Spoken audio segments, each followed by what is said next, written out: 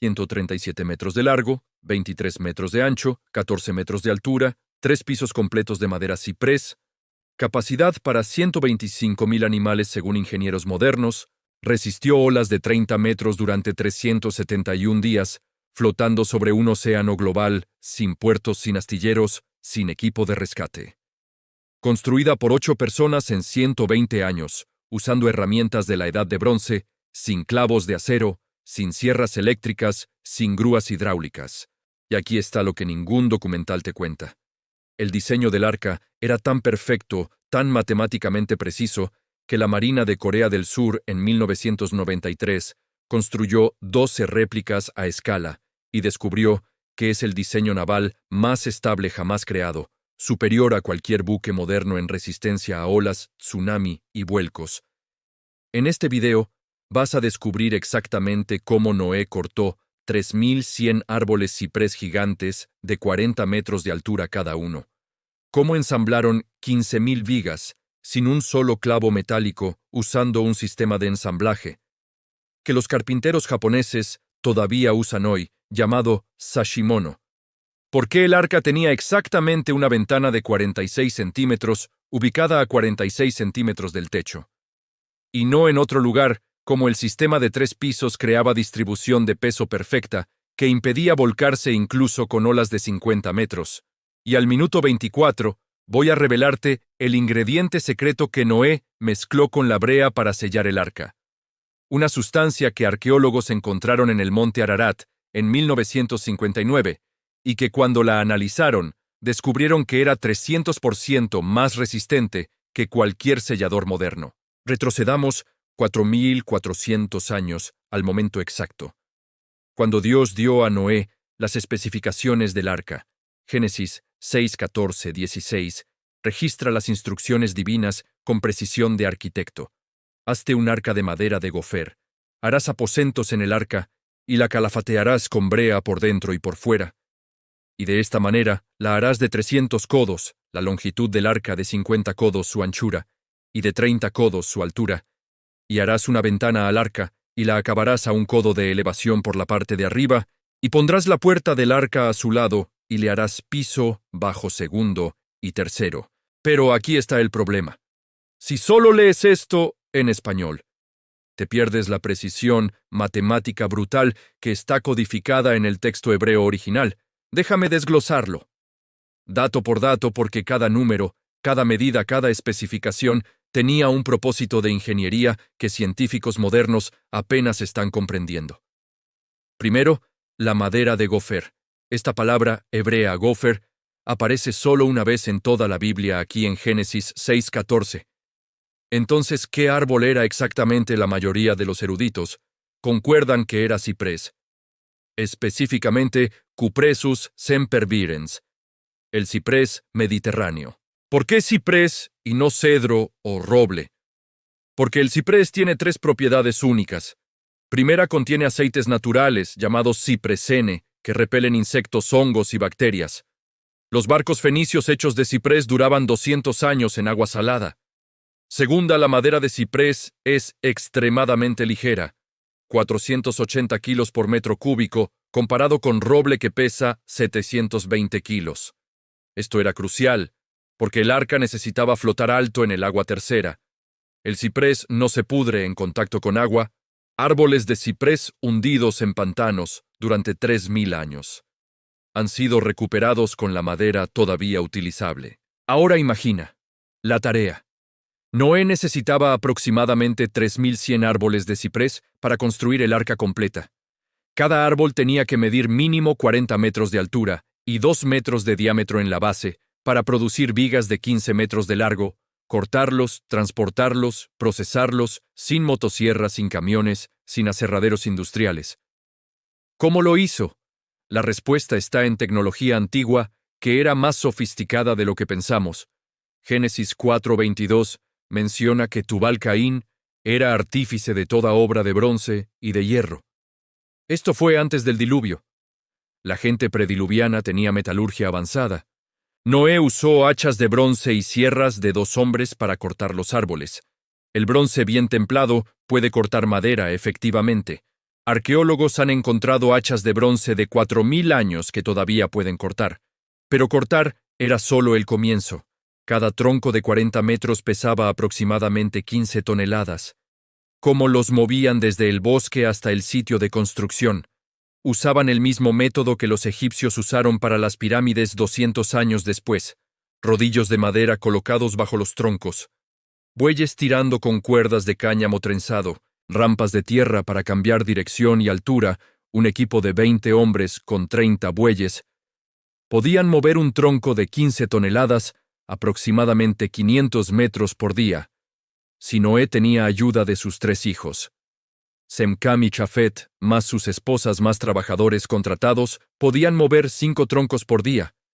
Para 3100 árboles, necesitarían 620 días de trabajo solo en transporte.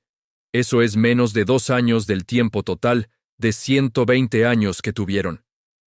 Ahora viene la parte que vuela la mente, el procesamiento de la madera cada tronco. Necesitaba ser convertido en vigas de dimensiones específicas. Vigas principales de 15 metros de largo por 60 centímetros de ancho por 40 centímetros de grosor. Vigas secundarias de 8 metros por 40 centímetros por 30 centímetros. Tablones para el casco de 5 metros por 30 centímetros por 5 centímetros. Costillas curvas para los costados, talladas de piezas únicas de 12 metros. Todo esto requería cortes precisos, ángulos exactos, superficies planas. ¿Cómo lograban precisión milimétrica sin equipo moderno? Usaban el método que los carpinteros maestros japoneses perfeccionaron llamado sashimono. Es un sistema de ensamblaje de madera sin clavos, donde cada pieza tiene ranuras machi-hembradas que encajan perfectamente. Noé marcaba cada corte con un tinte de óxido de hierro mezclado con aceite. Usaba una sierra de 2 hombres con dientes de bronce y verificaba ángulos con escuadras de madera calibradas contra ángulos naturales perfectos como cristales de cuarzo.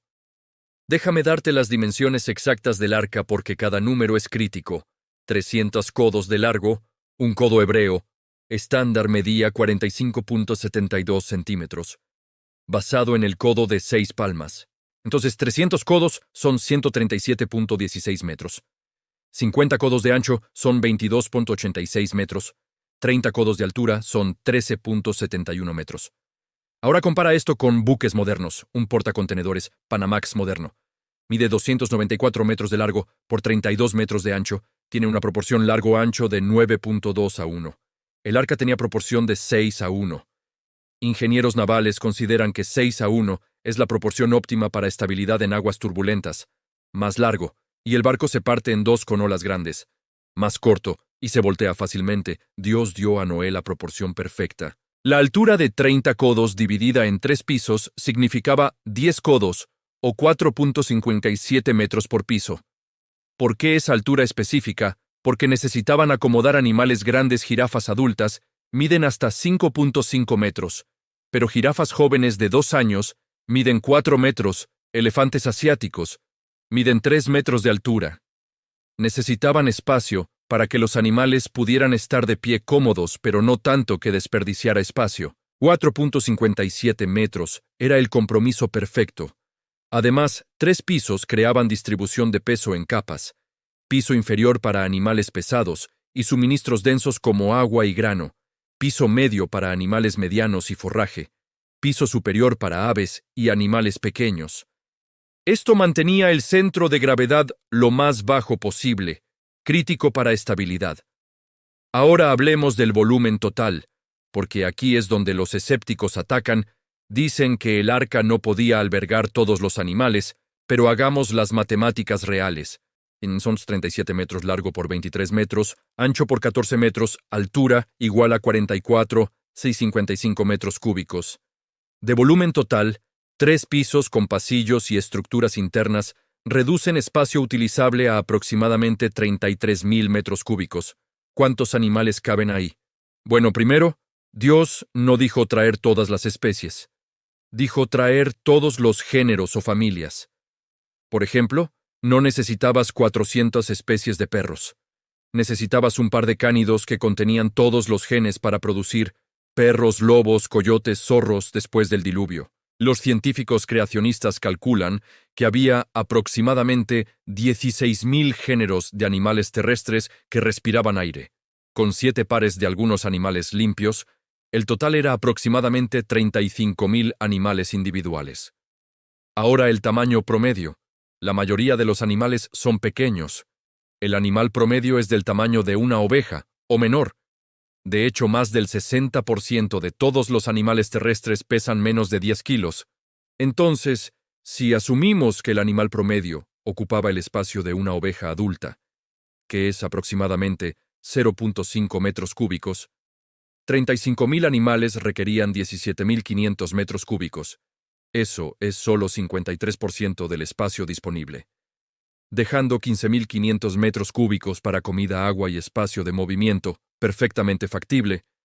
Además, Noé probablemente trajo animales jóvenes no adultos viejos. Un elefante bebé de 2 años pesa 200 kilos versus 5.000 kilos de un adulto. Esto reducía dramáticamente espacio y comida necesaria. Pero aquí está la pregunta que nadie hace. ¿Cómo se mantenía el arca estructuralmente sólida sin partirse? 137 metros de largo es enorme para una estructura de madera. La viga de madera más larga en edificios modernos mide 40 metros. Entonces, ¿cómo un barco de madera de 137 metros podía resistir olas de 30 metros sin quebrarse por la mitad? La respuesta está en el diseño de refuerzo interno que Dios especificó. Cuando la Biblia dice, harás aposentos en el arca. Esa palabra hebrea kinim literalmente significa nidos o compartimientos. Noé construyó una estructura de panal de abeja con cientos de compartimientos internos. Cada compartimiento tenía paredes de vigas verticales y horizontales, creando una red tridimensional de soporte. Imagina esto. El piso inferior tenía compartimientos de 3 metros por 3 metros, separados por paredes de vigas de 30 centímetros de grosor. Esto creaba aproximadamente 350 compartimientos solo en el primer piso. Cada pared era una viga de soporte. Entonces, en lugar de tener solo vigas perimetrales, el arca tenía literalmente miles de vigas internas, todas conectadas en ángulos de 90 grados. Cuando una ola golpeaba el costado, la fuerza se distribuía a través de esta red masiva, en lugar de concentrarse en un punto. Ingenieros llaman a esto estructura de caja o monocasco. Es el mismo principio que hace que un cartón de huevos sea increíblemente fuerte. Cada celda individual es débil, pero juntas forman estructura casi indestructible. Y luego estaba el sistema de ensamblaje sin clavos. ¿Por qué sin clavos de metal? Porque los clavos de hierro se oxidan en ambiente húmedo. En 50 años se convierten en polvo dejando agujeros en la madera. Noé usó el sistema de mortaja y espiga. Cada viga tenía proyecciones rectangulares en los extremos, llamadas espigas, que encajaban perfectamente en agujeros rectangulares, llamados mortajas, cortados en otras vigas. Cuando se ensamblaba, todo el peso de las vigas superiores presionaba hacia abajo, bloqueando las espigas en su lugar. Cuanto más peso, más apretado el ensamble. Era un sistema autorreforzante. Además, usaban clavijas de madera llamadas trenails para asegurar las uniones. Estas eran varillas de madera dura de roble o acacia de 5 centímetros de diámetro, martilladas a través de agujeros que atravesaban múltiples vigas. Cuando la madera absorbía humedad, las clavijas se expandían creando unión aún más fuerte. Ahora déjame hablarte sobre el casco, la parte que tocaba el agua. Génesis 6:14 dice, «Y la calafatearás con brea por dentro y por fuera». La palabra hebrea aquí es kofer, que viene de kafar, que significa cubrir o hacer expiación. La misma raíz se usa en Levítico para describir la sangre que cubre el pecado. Entonces el sellador del arca es un tipo profético de la sangre de Cristo que nos cubre. Pero físicamente, ¿qué era esta brea? Era resina de árbol, específicamente resina de pino o ciprés, mezclada con otros ingredientes. Dejaban que la resina se derritiera al fuego hasta volverse líquida.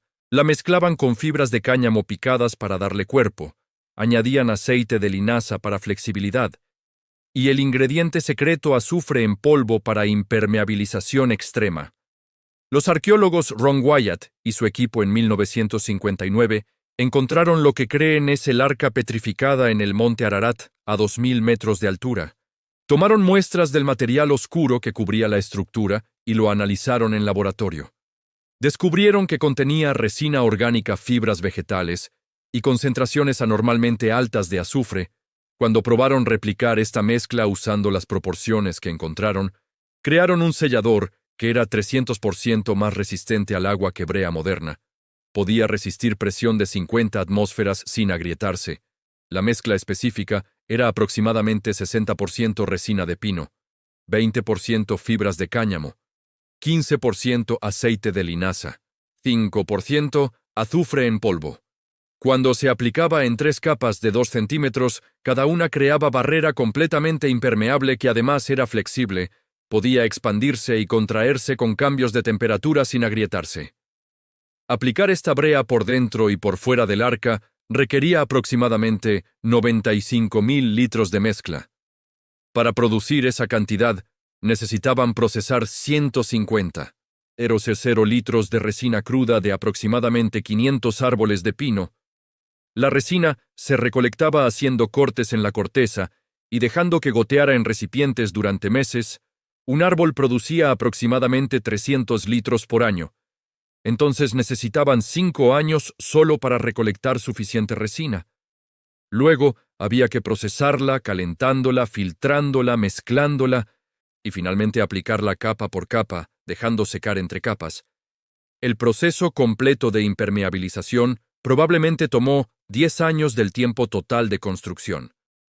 Ahora la ventana, Génesis 6:16 dice, harás una ventana al arca y la acabarás a un codo de elevación por la parte de arriba. Un codo es 46 centímetros. Entonces, la ventana era una apertura de 46 centímetros de altura, ubicada a 46 centímetros del techo del tercer piso. ¿Por qué esa ubicación específica?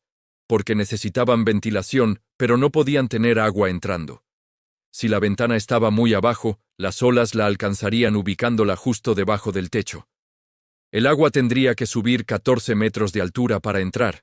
Además, la palabra hebrea para ventana es zohar, que algunos eruditos traducen como claraboya o apertura para luz. Probablemente era una apertura continua que corría a lo largo de todo el perímetro del arca, justo debajo del techo. Esto creaba 137 metros de largo por 0.46 metros de altura, igual a 63 metros cuadrados de apertura para ventilación. Este sistema de ventilación era brillante. El aire caliente del interior lleno de animales subía naturalmente y salía por la ventana superior. Aire fresco entraba por la puerta que estaba en el costado del arca, probablemente a nivel del segundo piso. Esto creaba corriente de aire natural que ventilaba los 3 pisos sin necesidad de ventiladores. Ingenieros modernos que han analizado este diseño calculan que el flujo de aire era suficiente para mantener niveles de oxígeno saludables para 35.000 animales, más 8 humanos. Además, el movimiento constante del arca en las olas ayudaba a circular el aire. La puerta es otro detalle fascinante. Génesis 6:16 dice, pondrás la puerta del arca a su lado. La palabra hebrea para lado es teesad, que puede significar costado o flanco. La puerta estaba en el costado, no en un extremo. ¿Por qué? Porque una puerta en el extremo debilitaría estructuralmente esa pared que necesitaba resistir fuerzas de impacto frontal de las olas. Una puerta en el costado distribuía mejor las fuerzas. Además, estaba probablemente a nivel del segundo piso, no del primero. Esto significaba que incluso si el arca se inclinaba 15 grados, la puerta no se sumergiría. La puerta misma probablemente medía 4 metros de altura por 2 metros de ancho, lo suficientemente grande para que pasaran los animales más grandes, como elefantes jóvenes. Y aquí está el detalle, que la mayoría pasa por alto. Génesis 7:16 dice, y los que vinieron macho y hembra de toda carne, vinieron como le había mandado Dios, y Jehová le cerró la puerta. Dios mismo cerró la puerta. Esto no fue solo simbólico, fue literal y necesario, porque desde adentro, Noé no podía sellar la puerta lo suficientemente fuerte para resistir la presión del agua. Cuando el diluvio comenzó, el nivel del agua subió dramáticamente. Si la puerta no estaba perfectamente sellada, el agua entraría a presión. Dios intervino sobrenaturalmente para asegurar que el sello fuera absoluto. Algunos eruditos creen que Dios causó que la madera alrededor de la puerta se expandiera creando sello hermético. Otros creen que ángeles aplicaron la brea final por fuera después que Noé entró. Ahora, déjame explicarte por qué el arca era literalmente imposible de volcar. En 1993, un equipo de ingenieros del Instituto de Investigación Naval de Corea del Sur construyó 12 modelos a escala del arca con las proporciones exactas. Probaron cada modelo en un tanque de olas, generando olas de hasta 30 metros a escala. Registraron ángulos de inclinación máximos, fuerzas de estrés y probabilidad de volcadura. Los resultados fueron publicados en la revista científica Creation Research Society Quarterly. Encontraron que el diseño del arca era virtualmente imposible de volcar, incluso con olas perpendiculares de 30 metros. El arca se inclinaba máximo 31 grados. Para volcarse completamente, necesitaría inclinarse 90 grados, pero debido al diseño de casco plano y centro de gravedad bajo cuando se inclinaba a 60 grados, las fuerzas de restauración se volvían tan fuertes que el arca se enderezaba violentamente. Compararon el arca con 12 diseños modernos de barcos de carga, incluyendo portacontenedores petroleros y buques militares. El arca superó a todos en estabilidad. Específicamente tenía 50% mejor resistencia a volcadura que el mejor diseño moderno. ¿Por qué? Porque los barcos modernos tienen cascos con forma de V o U para velocidad. El arca tenía casco completamente plano como una caja flotante. Esto crea área de contacto máxima con el agua, distribuyendo fuerzas uniformemente. Además, el hecho de que estaba cargada con 21.000 toneladas de animales, comida y agua, creaba inercia masiva. Una vez que el arca establecía su posición de equilibrio en el agua, se resistía violentamente a cualquier cambio en esa posición. Hablando de peso total, déjame desglosarlo.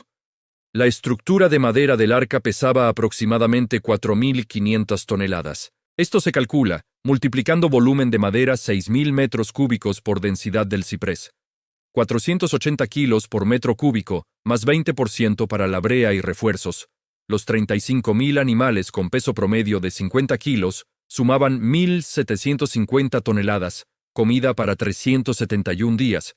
Cada animal necesitaba aproximadamente su peso corporal en comida seca. Entonces otros 650 toneladas de forraje, grano y carne seca. Agua dulce. Noé probablemente recolectaba agua de lluvia, pero necesitaba reserva inicial de 500.000 litros, o 500 toneladas, suministros adicionales, ropa, herramientas, semillas, más 500 toneladas. Peso total aproximado, 9.000 toneladas. Pero el arca podía cargar mucho más. El volumen de desplazamiento de agua era 137 metros largo por 23 metros ancho por 10 metros de calado, sumergido igual a 31.510 metros cúbicos de agua desplazada. Agua pesa 1 tonelada por metro cúbico. Entonces, el arca podía soportar 31.510 toneladas. Antes de hundirse, con carga de 9.000 toneladas, el arca flotaba con solo 32% de su casco sumergido. Esto dejaba enorme margen de seguridad. Podían cargar 3 veces más peso y todavía flotar, seguramente. Además, flotar alto en el agua significaba que la ventana superior estaba más de 9 metros sobre el nivel del agua, incluso en las peores condiciones. Ahora, imagina el día que comenzó el diluvio. Génesis 7:11. Dice: el año 600 de la vida de Noé, en el mes segundo, a los 17 días del mes. Aquel día fueron rotas todas las fuentes del grande abismo, y las cataratas de los cielos fueron abiertas.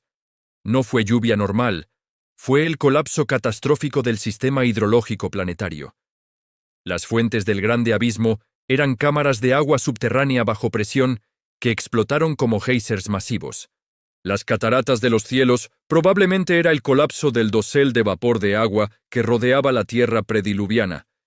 El resultado fue agua cayendo desde arriba y explotando desde abajo simultáneamente.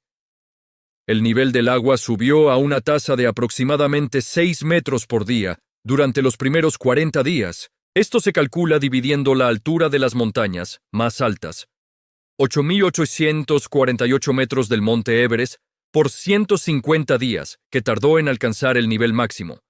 En 7 días, el arca estaba flotando completamente separada del suelo. Génesis 7:17 dice: Y fue el diluvio 40 días sobre la tierra, y las aguas crecieron y alzaron el arca, y se elevó sobre la tierra. La palabra hebrea para alzaron es nasa, que significa levantar, cargar. El arca literalmente fue levantada por las aguas, no simplemente flotó. Esto implica que las aguas la levantaron rápidamente, posiblemente con corrientes violentas.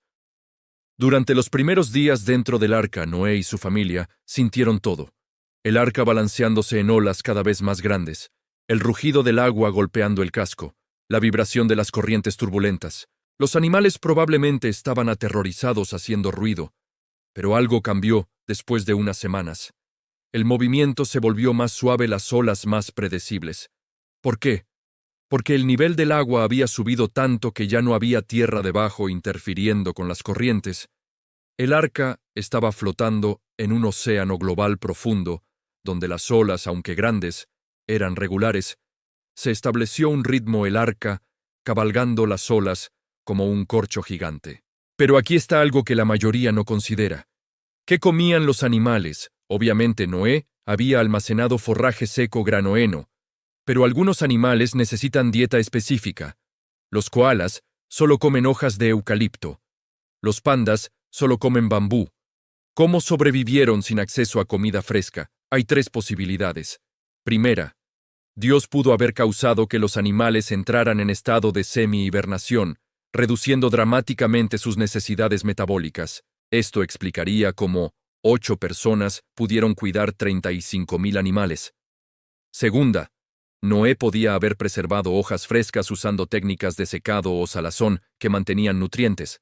Tercera, y más probable, la mayoría de los animales tienen dietas más flexibles de lo que pensamos. Un koala que normalmente come eucalipto puede sobrevivir con otros tipos de hojas si es necesario. Su preferencia es eucalipto, pero no es absoluta. El estiércol era otro desafío. 35.000 animales producen aproximadamente 12 toneladas de estiércol por día.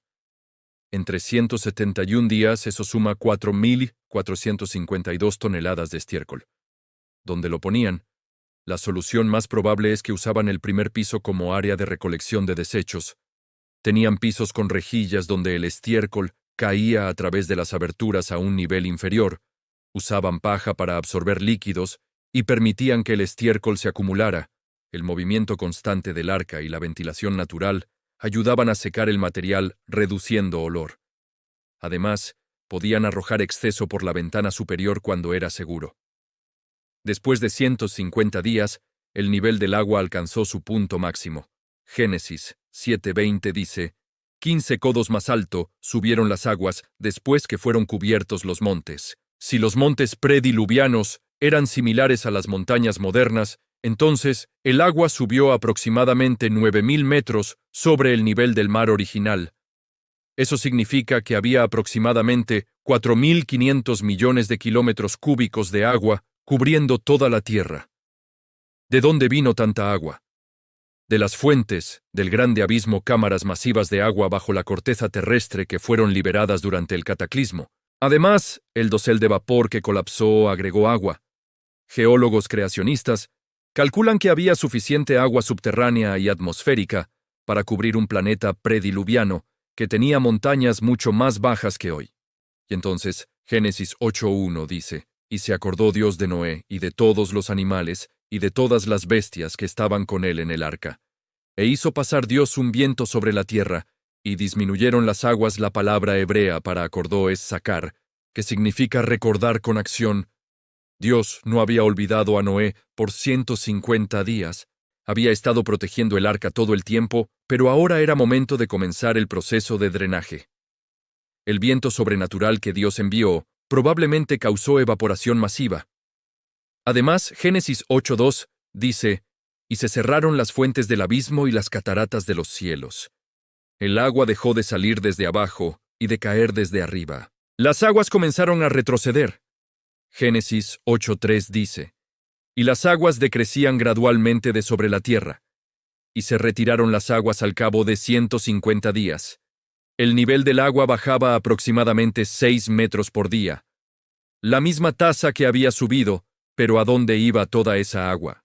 La teoría más aceptada es que la actividad tectónica, durante el diluvio, creó nuevas cuencas oceánicas profundas. Los fondos oceánicos se hundieron y las aguas se drenaron en esas depresiones. Simultáneamente, placas tectónicas colisionaron levantando cordilleras montañosas. Esto explica por qué el Himalaya y los Andes muestran evidencia de haber sido levantados recientemente en términos geológicos. Génesis 8:4 dice: «Y reposó el arca en el mes séptimo, a los 17 días del mes, sobre los montes de Ararat». Exactamente 150 días después de que comenzó el diluvio, el arca tocó tierra firme. Pero nota que dice montes plural, no monte singular. Ararat era una región montañosa. No una montaña específica. La ubicación exacta donde el arca se posó todavía es debatida, pero la tradición armenia sostiene que fue en el monte Ararat moderno, a aproximadamente 2000 metros de altura. La evidencia de Ron Wyatt sugiere que la formación en forma de arca encontrada allí podría ser los restos petrificados, pero el arca no se abrió inmediatamente. Noé esperó. Génesis 8:6. Dice: «Sucedió que al cabo de 40 días, abrió Noé la ventana del arca que había hecho, enviaron un cuervo y luego una paloma para verificar condiciones externas. La paloma regresó 3 veces. La tercera vez, trajo una hoja de olivo verde, indicando que la vegetación estaba creciendo nuevamente. Finalmente, después de 371 días totales, desde que entraron, Dios le dijo a Noé: «Sal del arca tú y tu mujer, tus hijos, y las mujeres de tus hijos contigo». Génesis 8:16. Cuando abrieron la puerta, vieron un mundo completamente transformado. Toda la tierra prediluviana había sido destruida, reformada, rehecha, pero el arca los había protegido, preservado, salvado. Ahora déjame revelarte por qué todo esto importa para ti hoy. El arca no era solo un